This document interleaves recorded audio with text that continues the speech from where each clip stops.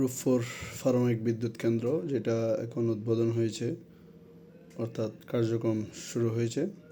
প্রায় 1260 মেগাওয়াট বিদ্যুৎ উৎপাদন সক্ষম, দুইটা সাইট মিলে।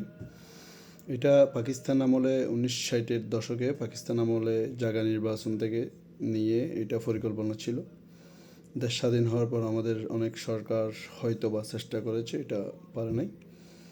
লাস্ট শেখ হাসিনা সরকার আমলে উনি অনেক চেষ্টা করেছেন কাজটি বাস্তবায়ন করার জন্য।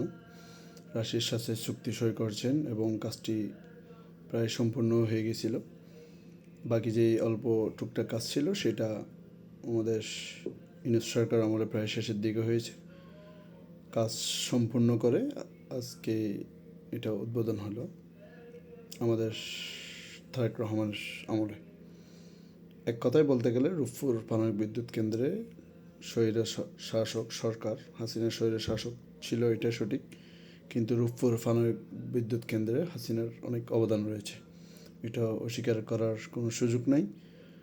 শুধু সেটা না, বাংলাদেশে অনেক বড় বড় মেগা প্রকল্প হাসিনার আমলও হয়েছে, সবচেয়ে বেশি দুর্নীতিও হয়েছে, সবচেয়ে বেশি জঙ্গি নাটক হয়েছে, সবচেয়ে বেশি মানুষকে হত্যা করা হয়েছে, স্বৈরশাসক হিসেবে চিহ্নিত হয়েছে, এটাও ঠিক।